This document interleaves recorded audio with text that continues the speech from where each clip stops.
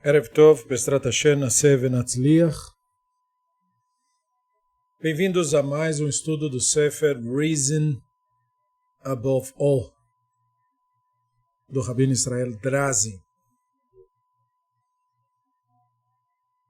Essa é a análise do capítulo 35 do livro, dando continuidade ao que o Drazi estava falando a respeito do Saad Gaon. E dessa vez, ele começa perguntando o modo, o como o Saad Gaon reformou o judaísmo.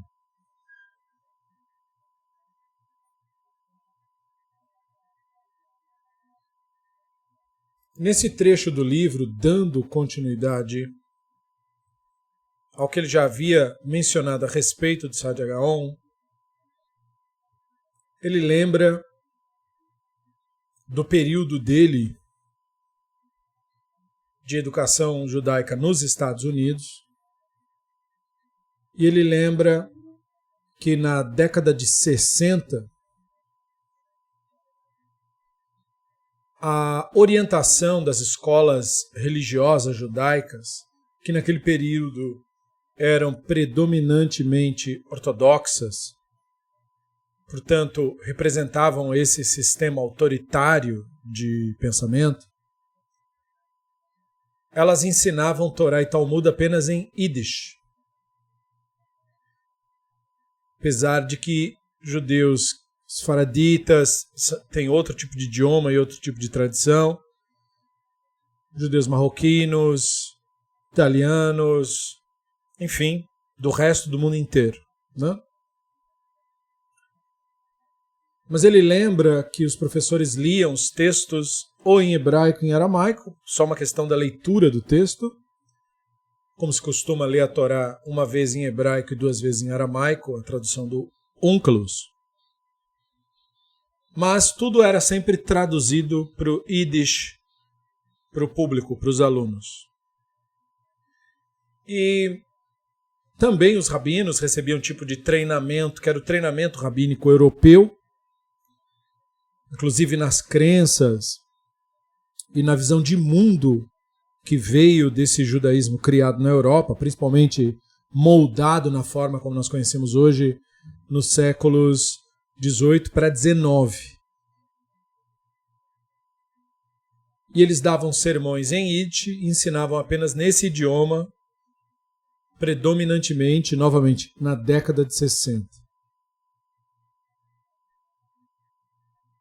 E isso permitia diversas articulações retóricas, só possíveis nesse idioma, já que ele também lembra que quando você usa um idioma, você também usa expressões que são melhores entendidas naquele idioma, naquele vernáculo. Mas aí foi a partir desse período que ocorreu uma mudança no sistema, digamos, educacional judaico, uma mudança gradual, mas uma mudança rápida. E aí se passou a ensinar e também falar o inglês no lugar do Yiddish.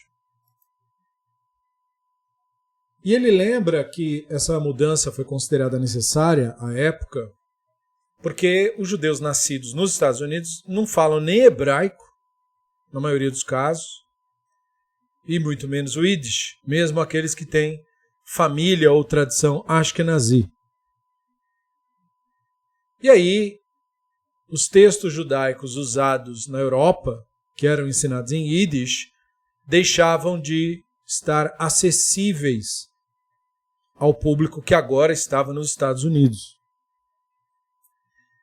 E aí ele conta um momento em que um rabino chamado Aharon Rakefet comentou com ele que no auditório da Universidade de Princeton, um aluno da Yeshiva University estava assistindo o rabino Soloveitchik. E esse rabino sempre ensinava em Yiddish. E o rabino falou para ele se ele não podia falar inglês porque ele não entendia Yiddish. E teria sido essa, segundo esse rabino, a atitude que fez com que o rabino Soloveitchik passasse então a só ensinar em inglês. E parou de usar o Yiddish, portanto. E ele lembra de que muitos rabinos do período lutavam contra essas mudanças de se parar de usar o Yiddish e usar inglês no lugar. Da mesma forma que o movimento ortodoxo também lutou contra o uso do hebraico como vernáculo. Hoje é um dos idiomas oficiais do moderno Estado de Israel, ao lado do árabe e do inglês, mas no começo os rabinos se opunham ao uso do hebraico, já que o misticismo encara a língua hebraica como uma língua sagrada no sentido de ser mágica.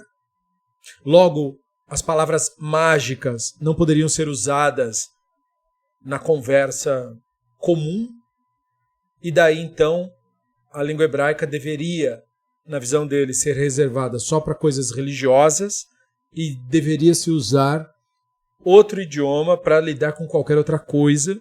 E aí o Yiddish serviria, mas o inglês também serviria, e o hebraico não serviria.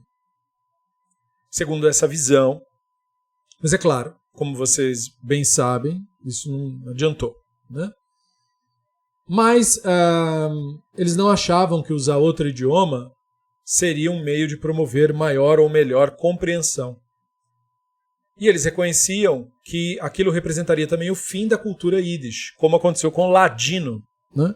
Se tornou um idioma morto, não falado, mas que um dia fez parte de comunidades na Espanha e Portugal e outras regiões similares. Então estava se substituindo a cultura Yiddish pela cultura americana, ou americanizada, melhor dizendo, nos estudos normativos judaicos, né? Introduzindo o inglês nesses estudos normativos. E ele começa contando isso para nos falar do Saadia Gaon. Porque o Saadia Gaon ele teve um problema parecido com esse no século X da Era Comum.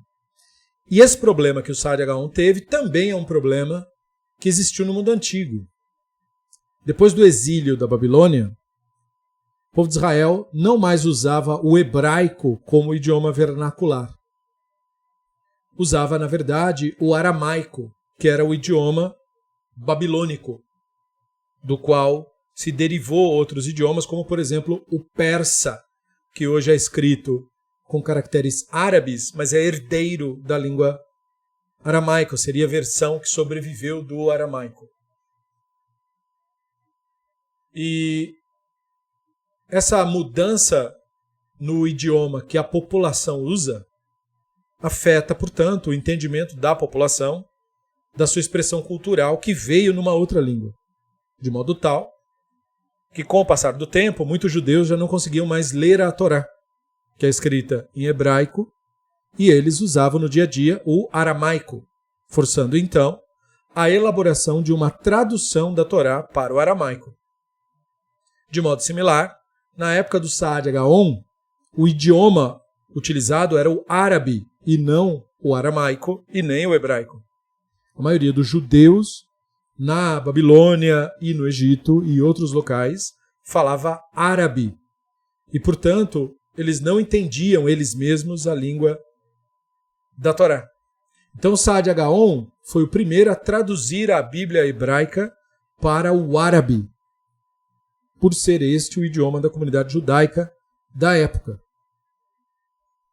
E ele mesmo declara que fez isso como solicitação, porque muitos judeus não entendiam o que estava escrito na Torá.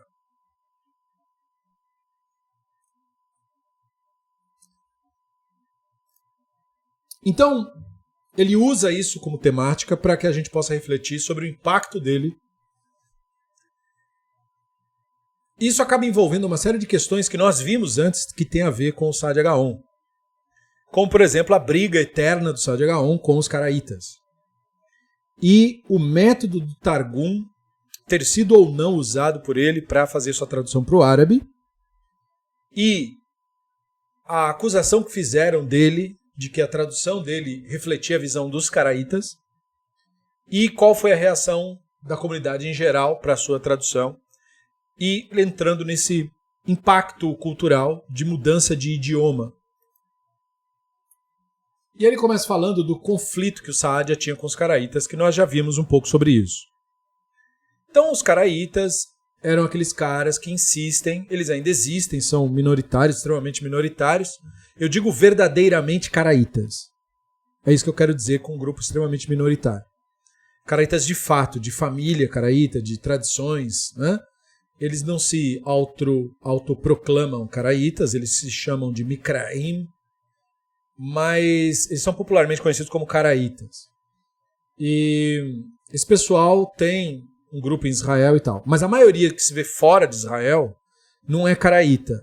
São, por exemplo, evangélicos que, frustrados por não terem conseguido se converter ao judaísmo, arrumam uma briga com o que o judaísmo representa e descobrem alguns conceitos sobre o judaísmo, por exemplo, sobre a Torá escrita, Torá oral.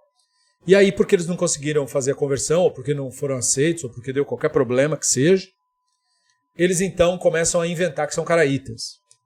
Entendeu por quê? Porque não tem norma para você ser caraíta. É diferente de você ser do judaísmo dos sábios. Para você ser caraíta, basta você dizer que é. Não tem um tribunal para você se converter, nem nada disso. Eles têm obrigações assim mínimas, mas não tem assim muitos problemas com isso. É só você acreditar mais ou menos nas mesmas coisas. É tipo uma religião de crença. Se você dizer que acredita naquilo ali, você meio que é, porque, pelo que eu fiquei sabendo, eles têm regras para quem vai fazer parte do grupo. Mas sabe como é brasileiro, né? Aqui é o lugar onde as pessoas inventam religião do ar, não é? Então inventaram aqui no Brasil um grupo, se autoproclamou e pronto, porque se autoproclamou. Né? Aí você manda um e-mail para alguém, o cara dá os parabéns, aí você acha que aquilo ali significou alguma coisa. Porque é muito pela crença, porque aqui a tradição é bastante cristã e é tudo feito pela crença da pessoa. Né? É aquela crença de que se você acredita que é, então você é. Mais ou menos assim. Mas isso não é caraíta de fato. Então eu só informo. Né? Caraíta é mesmo membro dessa família e dessa tradição. Existem algumas pessoas que de fato são caraítas mesmo. Mas não é esse público que geralmente se ouve falar. Mas seja como for, esse pessoal aí então insiste que a gente só segue a Torá. E eles querem dizer com isso o Humash. E eles querem dizer que seguem o livro literalmente, ou que acreditam no livro literalmente, ou que só acreditam que esse livro é divino e o resto não é.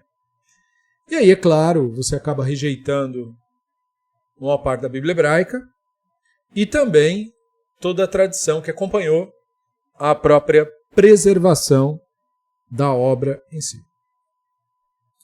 E essa ideia aí de seguir, o Drazen comenta que eles estariam meio que seguindo o caminho dos Tzedokim, que era aquele grupo que de fato existiu de sacerdotes no período do Segundo Templo, que eram, na verdade, um grupo que seguia um cara que chamava Tzadok.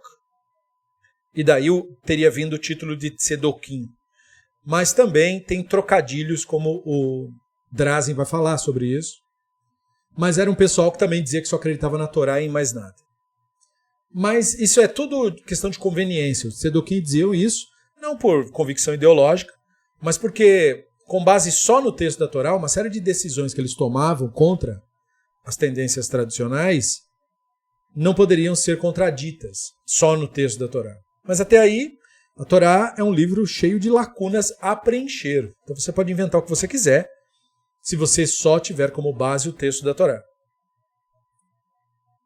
Mas, seja como for, ele falava que os rabinos adicionavam ideias e eles não aceitavam, porque não é genuíno da Torá. E é muito interessante, porque a Torá é um livro de múltiplos autores, como nós sabemos.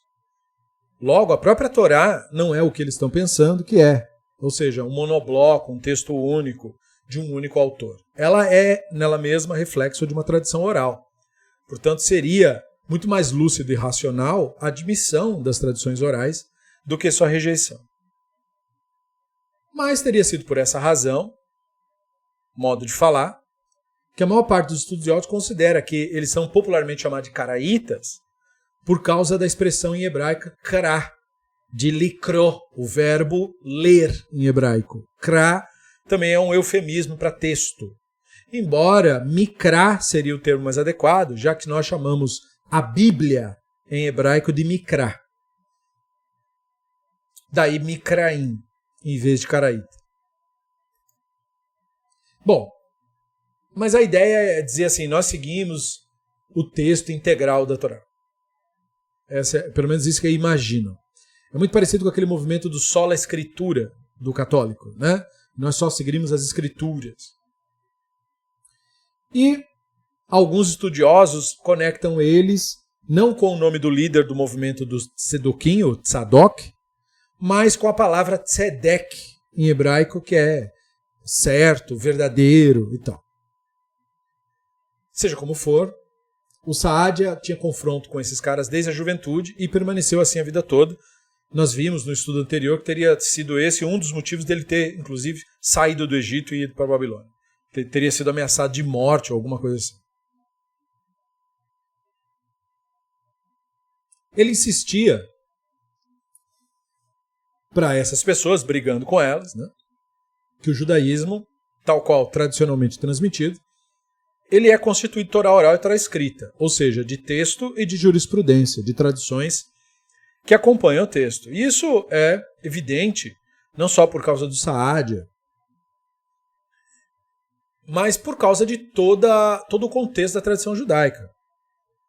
Sem uma tradição que acompanhe as narrativas, nós não seríamos capazes nem mesmo de ler o texto.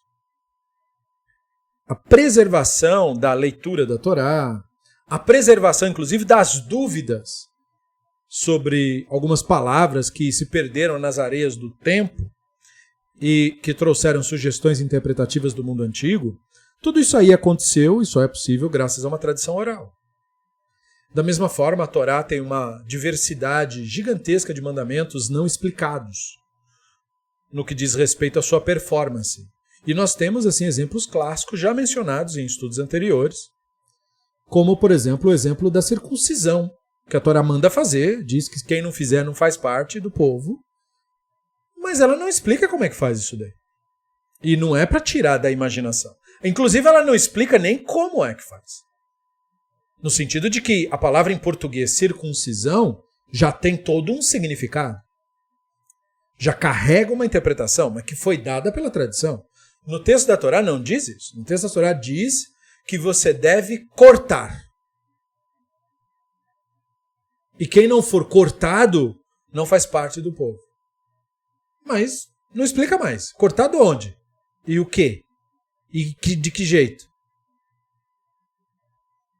Né? Então a Torá ela não tem um texto exaustivo, que é o que permitiria alguém ser sola escritura. Se a Torá tivesse um texto exaustivo, minuciosamente explicativo. A Torá não tem isso. O texto dela não é explicativo. A Torá não explica como abate o animal, mas diz que não pode comer o animal a menos que seja abatido conforme foi ordenado. Mas ela não diz como é que foi ordenado. Ela só diz assim, você abaterá conforme eu te ordenei. E aí você fica, mas como que ordenou? Da mesma forma, a Torá ordena que, vocês não farão obra no Shabat. Mas não diz o que isso quer dizer. E com exceção de acender fogo e não carregar objetos, a Torá não dá mais explicações sobre como observa o Shabat. E não obstante a não dar essas explicações, ela diz que quem violar é passível de pena capital. Mas ela não diz como que faz, mas diz que se você errar, você morre. E aí você fala, mas e aí como é que eu fico? Se eu fosse depender só do texto e da minha imaginação, então quais as chances de errar? São muito maiores do que de acertar. Então é claro que diversos momentos a Torá precisa de uma tradição oral, ou seja, de uma jurisprudência, para que eu sequer consiga entender o que ela está falando.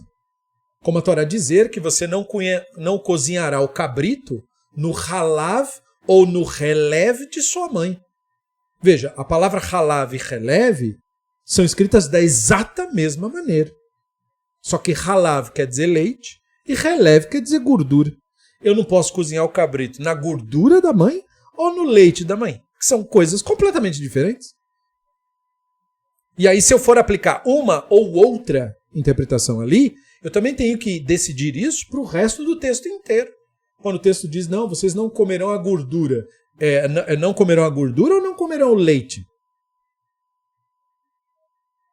E aí eu tenho que inventar a interpretação? Ou tem uma tradição antiga da prática disso, da parte dos mais antigos receptores dessa cultura? Se não tem, então eu posso inventar o que eu quiser. E aí eu vou fazer isso de acordo com a minha conveniência. Por que eu não faria? Se sou eu mesmo que estou inventando. Agora, se tem, então eu tenho que saber. E aí isso implica que tem uma tradição oral, uma tradição oralmente transmitida. E o fato de que em dado momento essa tradição oralmente transmitida começou a ser posta por escrito, não muda o fato de que houve uma tradição oralmente transmitida. Na verdade, confirma esse fato.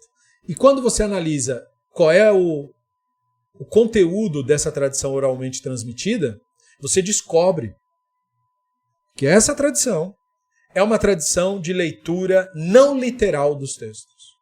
Que, muito em contrário à caricatura que fizeram do judaísmo do século II, a tradição que veio de como esse judaísmo seria praticado pelos judeus mais antigos mostra que eles não eram só a escritura. Ou seja, eles não seguiam o texto ao pé da letra. Muito pelo contrário. Então, o Drazen chama a nossa atenção para essa procura por um entendimento que fosse embasado. Ele chama de científico, mas ele não quer dizer científico no sentido popular da palavra hoje.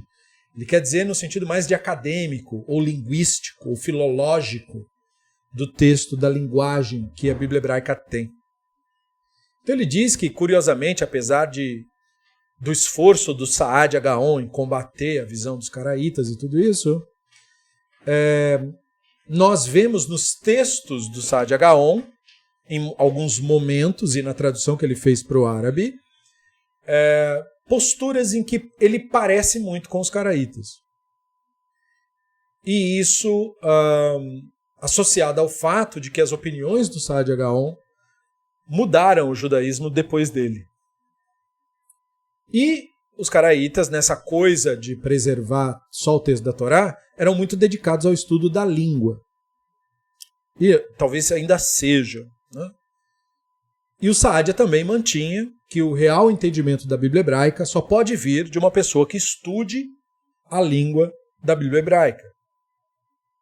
Você não pode ser, portanto, uma pessoa dependente de tradução. Você tem que tirar a sua preguiça, o seu desânimo, o seu impedimento, a conveniência de usar uma tradução, e você deve procurar aprender o idioma no vernáculo. E isso não quer dizer que o Saadia tenha abandonado a visão do judaísmo rabínico, né, de que a Torá oral é o fundamento da Torá escrita. Muito pelo contrário. Nós temos até, inclusive, para ilustrar a presença e importância da Torá oral em relação à Torá escrita, uma anedota, que não se sabe se é literal ou não, mas não vem ao caso, de um aluno que teria questionado a veracidade da Torá oral para o sábio. E aí ele falou para o sábio que, olha, eu quero aprender a Torá escrita, mas eu não quero aprender a Torá oral. E aí ele não sabia nem ler. Né? Então, quer dizer, uma pessoa cheia de opinião, não tem a instrução mínima, mas já tem opiniões fortes. Né? Então, o sábio teria dito para ele, tá bom, vamos começar com o alfabeto. E aí ele apontou para ele a primeira letra do alfabeto hebraico, a letra Aleph, e disse, ó, isso aqui é o Aleph. E apontou para o Bet, e disse, isso aqui é o Bet. Apontou para o Gimel, disse é o Gimel. Apontou para o Dalet, disse é o Dalet. Apontou para o Rei, disse é o Rei. E falou para ele, volta amanhã para você aprender mais. E aí no que ele voltou no outro dia, ele apontou para o Bet e disse, bom, então recapitulando, isso aqui é o Aleph. E apontou para o Gimel e disse, isso aqui é o Bet. E apontou para o Aleph e disse, isso aqui é o Dalet. E ele confundiu tudo. E aí o aluno falou, mas na outra aula o senhor me disse que esse aqui que era o Aleph. Aí o sábio teria respondido para ele, pois é, mas se você se quer para aprender a ler, você depende de mim. Ou seja, de uma versão oral do ensino e não do texto que está escrito. você depende de mim para te dizer o que significa, muito mais ir além o restante de toda a Torá. Ou seja, você pode ter acesso ao texto, mas se você não tiver uma tradição que te ensine como que lê isso, como que interpreta isso, como é que você vai fazer? Você vai inventar o sentido? Então aí o cara entendeu através disso que você não tem Torá escrita se você não tiver Torá oral. Isto é, não adianta você ter um texto que você não conhece a cultura desse texto, a linguística desse texto, as tradições relacionadas a esse texto. Não tem como você lidar com isso. Assim como não tem como você lidar com textos egípcios sem a cultura egípcia, sem a mitologia do Egito. Isso não tem como. Não adianta você usar o texto do Egito. Você precisa também da cultura deles. Da mesma forma, não adianta você usar textos gregos e desconsiderar a mitologia grega, a cultura grega, as tradições dos gregos e o jeito dos gregos de ver o mundo.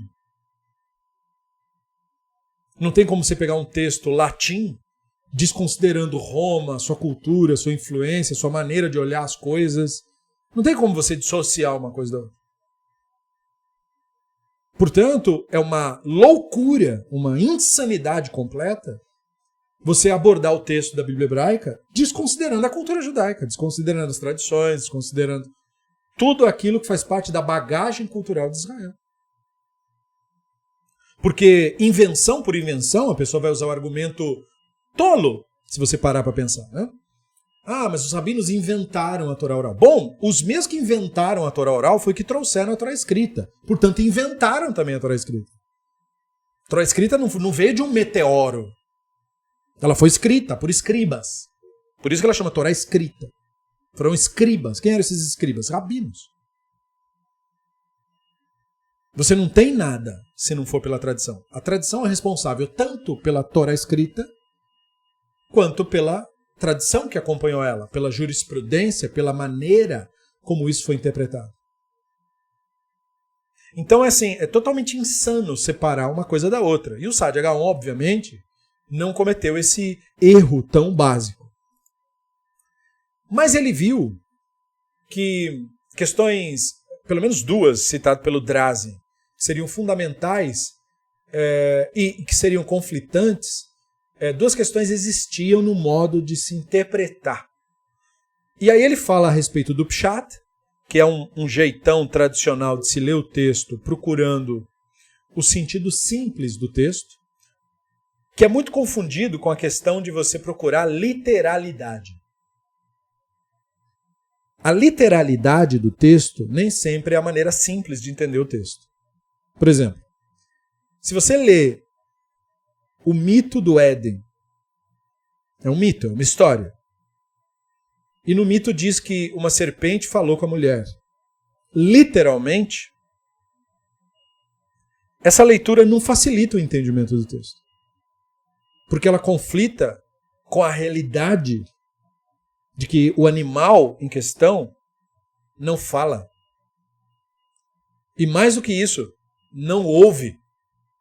Porque serpentes são surdas. E, portanto, ainda que eu quisesse forçar uma encenação literal, eu tenho esse outro problema. O bicho escolhido não serve para comunicação verbal. Então, ler literalmente nem sempre é a maneira simples, ou a maneira mais simples de se entender um texto. Então, o Pshat, ele representa uma leitura simples, não uma leitura necessariamente literal. E, portanto, tem textos da Torá que não dá para ler de maneira simples. Porque a maneira simples não ajuda no entendimento. Então você tem esse conflito de escolher ler um texto procurando a maneira mais simples possível, quando possível. E aí você tem também a questão de você ler com mais influências explicativas, que é o restante dos métodos de se ler o texto. Você tem o método do Midrash, o método, portanto, em que você cria histórias para ilustrar ideias que você quer dizer que o texto está aludindo. Ou você tem o remes, que é quando você lê o texto prestando atenção, por exemplo, na filologia, terminologia que foi usada para tentar supor a intenção de quem escreveu. Ou então você vai para uma leitura, digamos, mais sublime do texto, se você tiver sucesso em coletar informações suficientes nas versões anteriores. Aí você chega no Sod, que é um nível que o texto estaria apontando, digamos assim, mas sem falar diretamente. O nível de um grau mais poético, de uma leitura mais sutil. E aí, nessa atitude dele, ele procurou insistir, ou tentar fazer na tradução dele, com que sempre o Pshat fosse mencionado na tradução árabe. E isso gerou críticas, porque, como falamos, a tradição judaica não é sola escritura, não é bitolada no texto. E, portanto, textos que são antropomórficos, textos que são bastante complexos, como esse de cobra falante, ou mesmo aquele do Bilan, da jumenta falante, e coisas dessa natureza, você simplesmente traduzir isso literalmente não ajuda em nada. E aí, é claro, algumas pessoas acharam que ele estava sendo tão infantil quanto os caraítas, com os quais ele brigava tanto. E o ponto é que o Saadia, nessa atitude, ele foi pioneiro dentro desse conceito de judaísmo rabínico, de interpretar o texto para poder facilitar para as pessoas que não falam mais o vernáculo. E ele teria sido um dos primeiros entusiastas de interpretar as escrituras nesse modelo Pshat, muito antes de Rashi e de muita gente. Quando ele traduziu a Torá para o árabe, o Drazen nos diz, novamente, porque era o vernáculo, né, o idioma que os judeus falavam naquela época, ele decidiu isso lendo o Pshat, ou seja, tentando interpretar tudo literalmente, do jeito que está lá. E, ao fazer isso, inevitavelmente, ele acabou colocando na sua tradução ideias que contradizem o próprio judaísmo rabínico que ele representa. Por exemplo, de se traduzir literalmente antropomorfismos.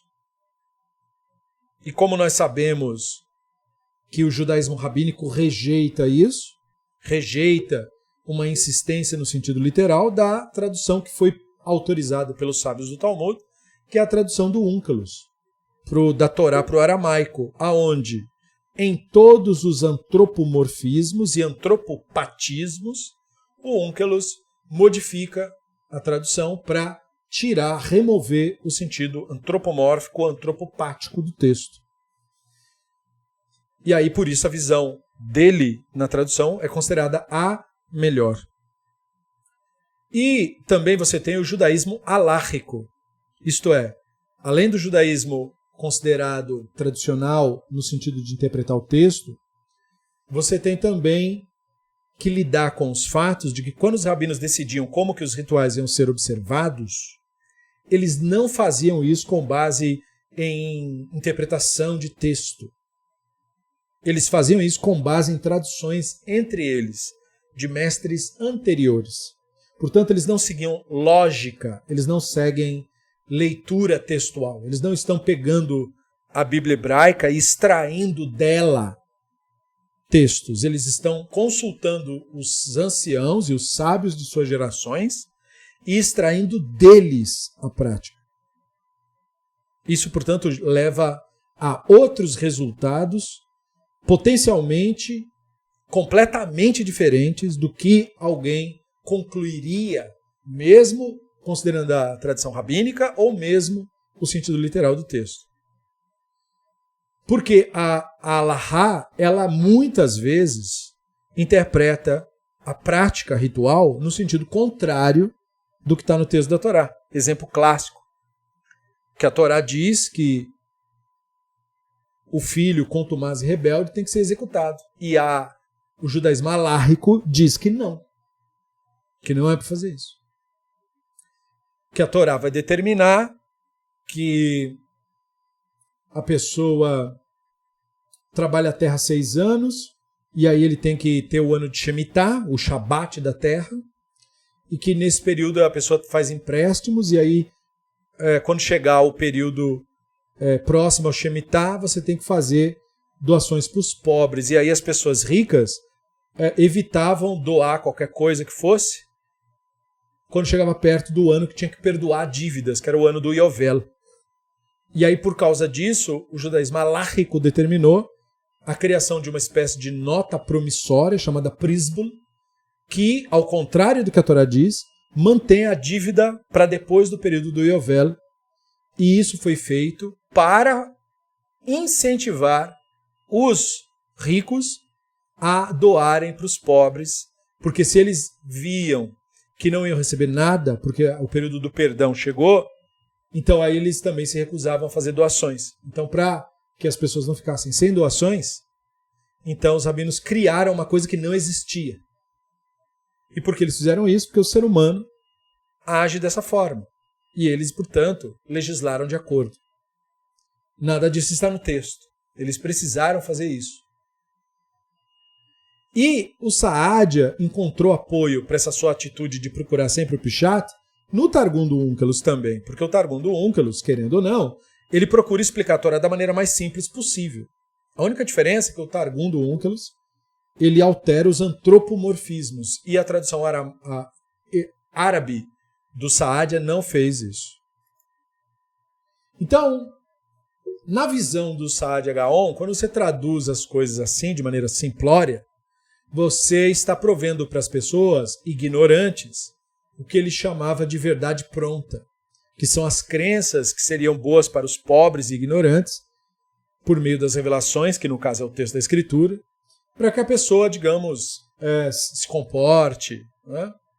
No século X da Era Comum, esse modo de, digamos assim, governar uma população era, digamos, o modo padrão. Né? Todo mundo fazia isso. E, portanto, o Saadia está refletindo a época que ele viveu, naturalmente. E, para o Saadia Gaon, as reflexões filosóficas sobre tudo isso, sobre a tradição como um todo, elas são apenas secundárias no que diz respeito à autenticidade e os valores da Torá, mas a Torá seria a fonte mais confiável porque ele queria que as pessoas nutrissem uma visão que é muito parecida com aquela visão mágica, mística da Torá ter atravessado os tempos como um meteoro atravessa o universo, significando então que ele não tinha sobre a Torá um olhar crítico, analítico. Né? Ele tinha o olhar muito parecido com o olhar do crente, né? Inclusive de outras religiões. E ele interpretou muitas das suas terminologias escolhidas na tradução árabe conforme o Onkelos orientava. Se percebe isso, de acordo com os pesquisadores, que ele seguiu o Onkelos em muitos momentos. Mas ele também, quando ele colocou os termos antropomórficos, ele mostrou uma certa influência parecida com a dos caraítas. E, portanto, por essas e por outras, é que consideram que a tradução de Saadia, da Bíblia hebraica, para o árabe é uma tradução literal, como se fosse. Que talvez assemelharia sua tradução com a Vulgata Latina, que também é uma tradução, né, do hebraico para o latim, que simplesmente troca as coisas de palavra, né? Pega a palavra do idioma e põe no outro. O que quer que seja a consequência disso. Né? Só que diferente do Onkelos, o Drazen nos lembra, ele procurou dar aos leitores uma leitura literal e um sentido, um entendimento literal. O Onkelos não fez isso.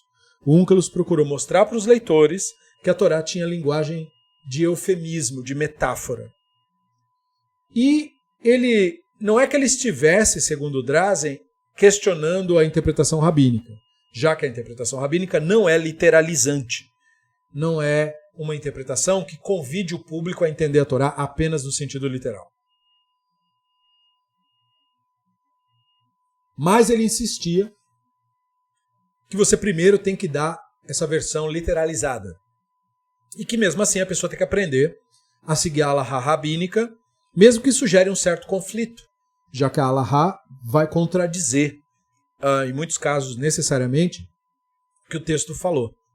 Porque a nossa tradição, a nossa religião, não é uma religião só na escritura, não é uma religião bitolada em texto, e, portanto, ela não tem esse tipo de meta, compromisso, essa coisa de querer reviver os períodos bíblicos, quando esse povo, né? Tem um povo, que inclusive tem lá em Israel também, que gosta de ficar vestindo roupa bíblica. Eles dizem que é roupa bíblica, né? Quer dizer, eles botam os vestidos costurados com máquinas modernas e dizem que o negócio é bíblico, né? E vendem caro isso daí. Mas ele reconhecia que a Bíblia hebraica deveria ser considerada no sentido literal. E nesse ponto específico, isolado do resto, os rabinos também pensavam assim. Ou seja, mesmo os trechos que os rabinos entendiam ser metafóricos, eles reconheciam que primeiro você tem que ler no literal. Antes da gente começar a conversar, eu tenho que me certificar que você entendeu o que está escrito no texto. E aí depois a gente começa a conversar sobre o que quer dizer. Né? Mas se você não conseguiu nem ler, então aí não dá nem para começar.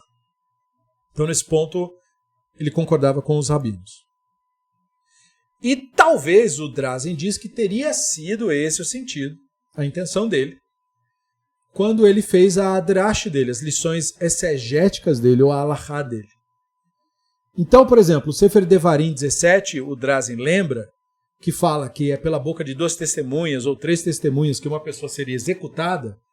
O texto fala desse jeito, né? Pela boca de 2 testemunhas. O Saadia, quando ele traduz para o árabe, ele fala 2 testemunhas ou 3 juízes. Por quê? Porque primeiro que dentro do universo da decisão judaica de leis, não são as pessoas que decidem, são juízes. Então essas testemunhas, essas pessoas que está falando ali, tem que ser juízes, porque não são as pessoas que decidem quem recebe ou não pena capital. Mesmo assim, o texto fala 2 ou 3 testemunhas.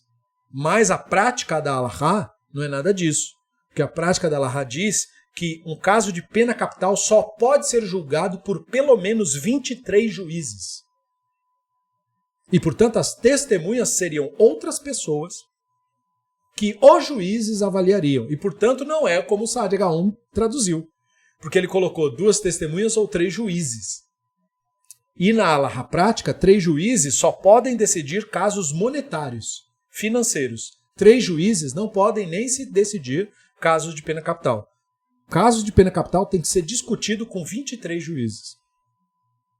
Então, isso é um exemplo bem clássico da distância da tradução do Saadia Gaon, do texto da Torá e da alahá.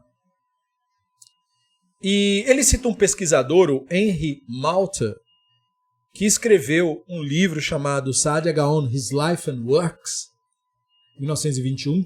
E aí no trechinho ele fala o seguinte: dado que ele nem sempre segue as regras da Massorá, que é a tradição, né? A gramática ou uso comum, mas procura alcançar o máximo possível de clareza e consistência, às vezes desconsiderando todas as dificuldades que surgem quando você faz isso, das regras e costumes. Ele não hesitava em inserir palavras e frases na tradução árabe, ou dividir e conectar versos e sentenças no texto árabe, à sua própria maneira. Então, por exemplo, o Onkelos, quando traduziu a Torá para o aramaico, ele não adicionava nada disso. Os versos que tem em hebraico são os versos que tem em aramaico. A este ponto, sua tradução chegava às vezes numa interpretação específica, como essa que eu dei de exemplo. E o Saadia, ciente do fato, chamava aquilo de tafsir, significando tanto comentário quanto tradução. Então, porque também toda tradução é uma interpretação. Então, nesse sentido, né? O Targum também tem um pouco disso, de interpretação, porque o Targum pega os termos antropomórficos e interpreta. Né? O trecho que diz, e Deus desceu, o Targum vai dizer, a presença divina se manifestou.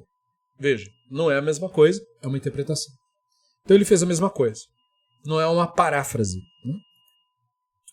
E aí o Drazen nos lembra que ele tomou a liberdade de fazer isso quando ele achou necessário esclarecer obscuridades.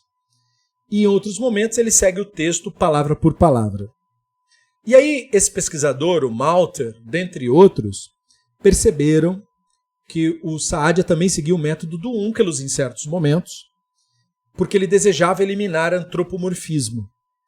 E quando ele traduziu, ele também inclusive chegou a alterar nomes de personagens bíblicos, algo que geralmente a gente se opõe, porque nome não se traduz, né? Mas ele fez adaptações para a língua árabe, porque, sei lá, talvez achassem difícil pronunciar certos nomes.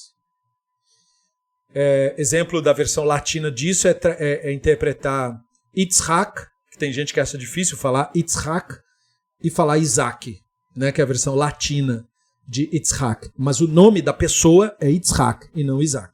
Né? E assim por diante. Nós temos o costume no nosso grupo de estudos de manter os nomes não só dos personagens bíblicos, mas de tudo que tiver que ver com a cultura, tudo aquilo que for de valor cultural, que for agregar novos conhecimentos. Porque também estudar a tradição judaica é uma oportunidade de estudar outra língua. Então por que não aprender que o nome do personagem não é Josué, e sim Yehoshua, que é outro nome, completamente diferente. Né? Que o nome do personagem não é Ezequiel, mas sim Yehezkel. Esse é o nome dele, Yehezkel. E é assim que pronuncia o nome dele. Da mesma maneira que quando nós estudamos pensadores gregos, nós aprendemos os nomes desses pensadores gregos. Né? Agamenon, ou o próprio Sócrates, ou Pitágoras, nomes que não tem nada a ver com o latim que a gente está acostumado, mas que são nomes, era o nome da pessoa. Você não pode alterar, adulterar o nome da pessoa. Então isso também é uma maneira de você aprender uma nova cultura. Então não tem porquê, né? Você pegar um Giuseppe, que é um nome italiano, e falar que é José. Não é José, é Giuseppe. Né? E assim, nomes russos também, e assim por diante. E esse procedimento também foi verificado na tradução grega de Áquilas, do Targum de Onkelos, e ele lia os termos hebraicos traduzidos para o árabe naquilo que soasse familiar. E aí o Drazen diz que o Malter comenta, o pesquisador, sobre o Saadia, de que ele poderia ter dito algo similar à tradução que ele fez, como foi feito do Onkelos, um trabalho que ele considerou parecido no sentido qualitativo. Mas o Onkelos evitava traduzir o Humash literalmente. E os pesquisadores contaram cerca de 10 mil casos em que o Onkelos teve esse procedimento. A tradução do Onkelos dava primazia para o texto rabínico, ou seja, para a interpretação dos sábios de Israel. Então ela é boa para, inclusive, você aprender o judaísmo, digamos, raiz, como os rabinos originalmente pensavam a Bíblia. E que é chamado de Targum Didan, Targum de Rabbanan, por causa disso, né? Targum dos rabinos. E o Saadia também modificava muita coisa na sua tradução para o árabe, pelo mesmo motivo ou por motivos parecidos. E ele fazia isso também pelo fato de ele ser a maior autoridade rabínica da época.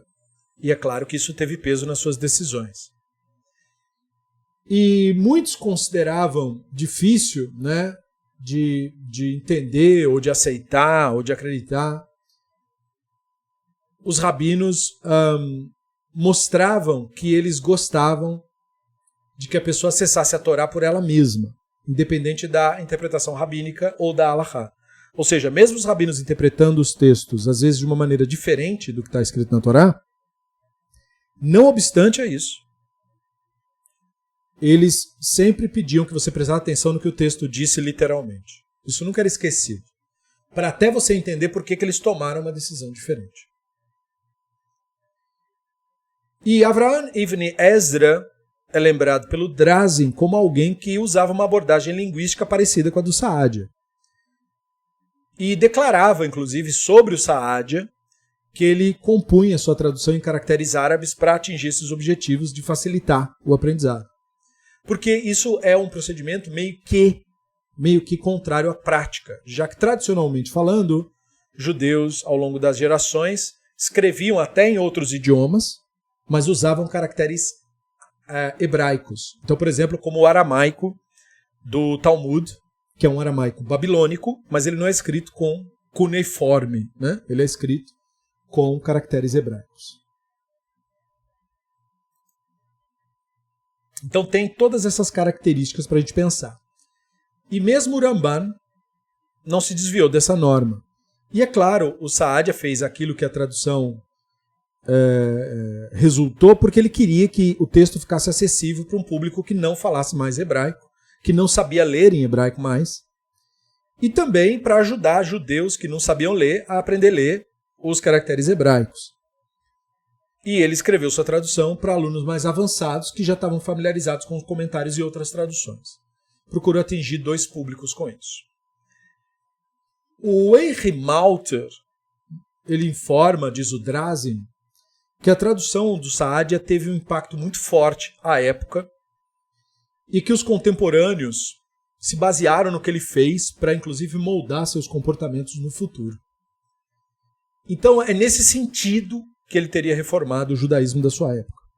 E ele diz assim: a tradução fez surgir um novo tempo, na história da civilização em geral e dos judeus em particular. Como há aproximadamente 250 antes da Era Comum, a tradução grega Septuaginta fez, em tempos antigos, o pensamento judaico, no qual o helenismo ficou conhecido subsequentemente, dando origem à religião cristã, e como a tradução alemã de Mendelssohn, em tempos recentes, também teve um impacto muito forte numa nova era, por assim dizer, literária da comunidade judaica moderna, seria desse modo que a tradução árabe do Saadia teria impactado a interpretação das Escrituras, pavimentando, por assim dizer, um caminho para esse período, para o entendimento desse período, que seria um período muito bom para a comunidade judaica, esse período hispânico-árabe, durante o qual os judeus eram mediadores culturais do Oriente e do Ocidente e contribuíram em muitas áreas do conhecimento humano, conclui o pesquisador. Então, nisto nós vimos que o Saadia, né, do século IX, e que passou a vida lutando, discutindo suas visões religiosas com os caraítas, que eram rígidos em afirmar que os judeus deviam seguir só o texto literal da Bíblia, no caso só da Torá, e não as interpretações, e ele deu uma contribuição para favorecer o valor destas interpretações. Ele insistia que a nossa obrigação é com a nossa tradição, com as leis rabínicas, com a Torá oral, mas, não obstante, ele apresentou visões antagônicas, do ponto de vista aí de que ele colocou traduções literais que os rabinos jamais colocariam ou jamais aprovariam. E ele fez isso tentando fazer uma avaliação filológica, não é, do texto das Escrituras, para tentar chegar mais ou menos nas terminologias bíblicas. Como resultado disso, ele queria que a pessoa estudasse a Bíblia corretamente e comparasse as traduções, mesmo que isso gerasse, digamos assim, conceitos contraditórios. Não é? Então o texto pode dizer uma coisa. Por exemplo, em Shemot o texto diz é proibido terem fogo em casa no Shabat. Acender fogo. E a interpretação rabínica é exatamente o contrário disso. Que no Shabat, o primeiro rito para receber o Shabat é acendimento do fogo. No caso, acendimento das velas do Shabat. Para ter fogo no Shabat. Contrário, portanto, da interpretação literalista do texto. Mostrando que a tradição judaica não é só a Escritura, não é literalista. É o oposto disso. Né? E o Saadia, tal qual o Targum, escolhe explicar o texto da Torá de acordo com o sentido simples dentro do possível. E aí o resultado dessa escolha aí gera vários problemas textuais que são decorrentes desse tipo de caminho. E aí ele acaba chegando a frases e expressões que são contrárias àquilo que os rabinos ensinaram, porque o resultado inevitável de ficar se lendo o texto literalmente é esse mesmo. E apesar desses desvios de Alahá, ou seja, essa não é a prática ritual, fazer isso que ele fez, os rabinos do Talmud consideraram a tradução do Onkelos oficial e ordenaram, né, e até hoje isso vale, que quando a Torá é lida, tem que ser lida uma vez hebraico, ou antes, 2 vezes hebraico e 1 vez em aramaico. E os rabinos também, do período do Saadia Gaon, aceitaram sua tradução árabe, que se tornou modelo, inclusive, para modos de se traduzir a Bíblia hebraica futuramente. Então o Saadia pode ser comparado a Filo de Alexandria, ou mesmo ao Ramban, depois dele, no sentido de que ele procurou atender às necessidades dos judeus de seguirem tradições interpretativas das Escrituras e estabelecer o comportamento adequado com uma amplitude aí de narrativas, mesmo quando as narrativas se contradizem. Mas tal qual, o Saadia reconhecia que tem que se usar a razão no entendimento da Bíblia hebraica. Tanto que ele escreve o Sefer Emunot Vedeot para enfatizar isso. E, dentre outras coisas, ele sentia a necessidade de traduzir a Torá para o árabe, como o Drazen comentou que se sentiram necessidade na década de 60 de parar de usar o Yiddish como vernáculo e começar a usar o idioma inglês, que é o idioma que todo mundo fala, porque o árabe era o vernacular no século IX da Era Comum, no século X, E ele, portanto, usou inclusive caracteres árabes para poder permitir que o público acessasse o seu material. Ele insistiu que o hebraico bíblico deveria ser compreendido de acordo com as regras gramaticais cientificamente reconhecidas. E quem não soubesse, então que lesse a sua tradução.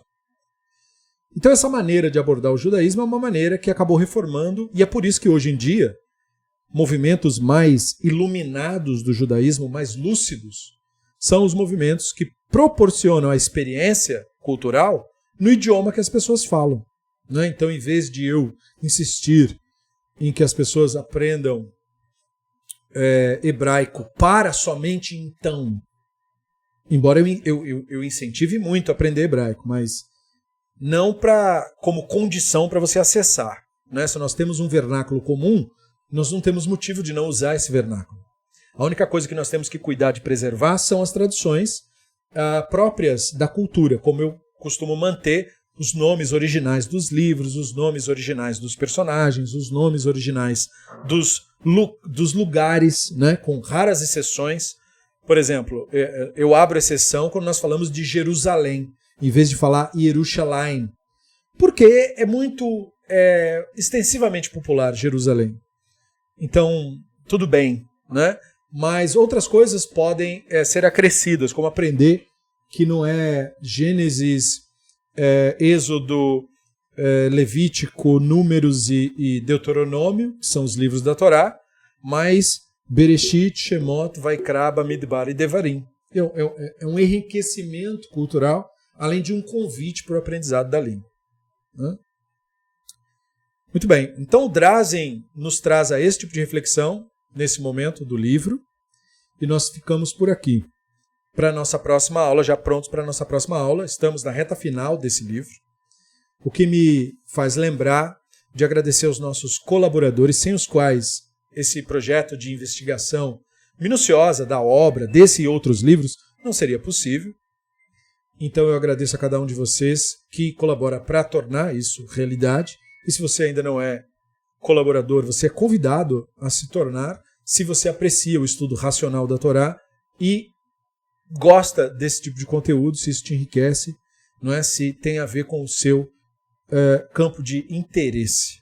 Nós temos o nosso grupo no Facebook, Beit Midrash Livre, onde estudos são semanalmente publicados sobre a Parashá, estudos sobre misticismo, análise crítica de diversos temas contemporâneos, e há um espaço também para questionamentos no nosso grupo do Telegram, que quem quiser participar pode participar, além do nosso podcast Reflexões Racionalistas, aonde versões em áudio desses estudos que são feitos em vídeo, e esses materiais são enviados para os nossos colaboradores, os materiais textuais, a versão em vídeo é colocada no Reflexões Racionalistas. No mais, eu agradeço mais uma vez a presença e a atenção de cada um de vocês, e nos vemos na nossa próxima aula. B'ezrat Hashem Yitbarach.